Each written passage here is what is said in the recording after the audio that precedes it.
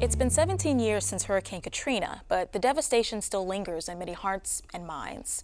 Some of New Orleans' most vulnerable populations are still picking up the pieces after all these years. In his newly released documentary, Katrina Babies, Edward Buckles, a filmmaker from New Orleans, gives voice to the generation that were just children during this dark moment in history. And tonight, we'll hear from Buckles on just how traumatic the storm was for those children. No one could have predicted the devastation and pain caused by Hurricane Katrina. 17 years later, and it's still considered one of the worst storms on record. They have a lot of people inside of the attics. They're screaming. We can hear them. We're trying to get them out right now. We've already evacuated 2 busloads of individuals. We really don't want to take people out by gunpoint. I don't know where nobody is. But after all the candle vigils and anniversary specials, one story was buried underneath the headlines. The kids' stories. How are they doing after experiencing something so painful? Edward Buckles, the filmmaker behind Katrina Babies, says the question is simple, but no one ever asked. I was tired of seeing the same specials come out. And then, eventually as the years went by, they started using, phrases like New Orleans is rebuilt, New Orleans is coming back. And I thought that was interesting, specifically because no one had ever checked on the kids, how can New Orleans be back? And how can, we keep just telling the same narrative, but never including the people who were the youngest during the storms. Buckles explores the concepts of innocence, mental health, and how both seem to clash after a traumatic event in his documentary Katrina Babies. He draws from personal experience to highlight how his life was dramatically different after his childhood was basically washed away. When did you realize that the storm was actually affecting you mentally? How old were you?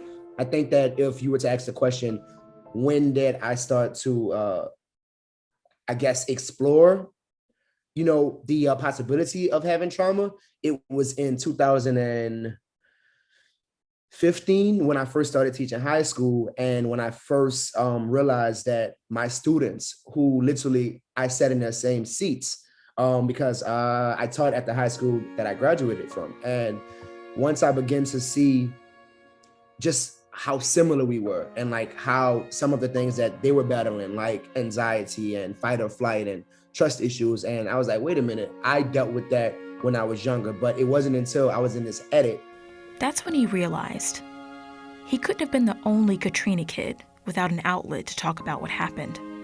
So what about the people that you found? They were great interviews, and a lot of them kept mentioning, I've never talked about this. I've never brought this up. Did they realize that they had trauma from the storm later on, or was it something that had been sticking with them?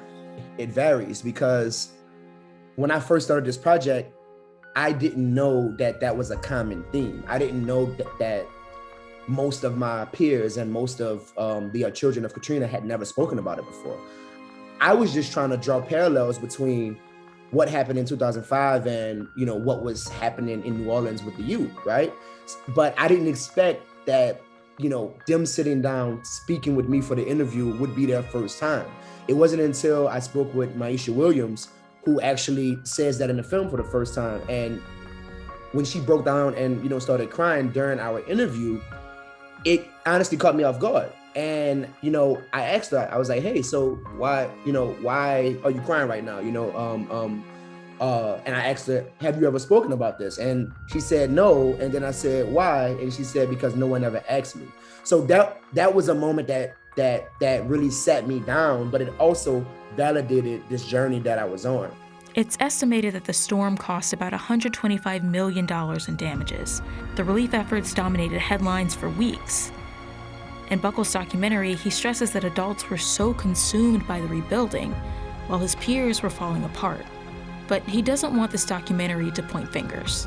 I also want to encourage the adults and the elders that they have to give themselves grace, because specifically Black and Black adults and elders, they have to give themselves grace, because something that my father told me after he watched the film was, he apologized and he said, man, I'm sorry that I never spoke with you, but he was like, I didn't speak to you about Hurricane Katrina because no one ever spoke to me about Hurricane Betsy.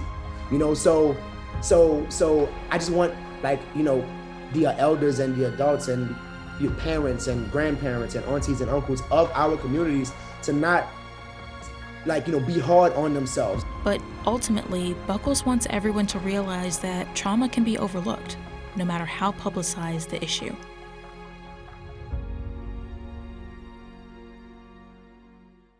You can watch Katrina Babies on HBO.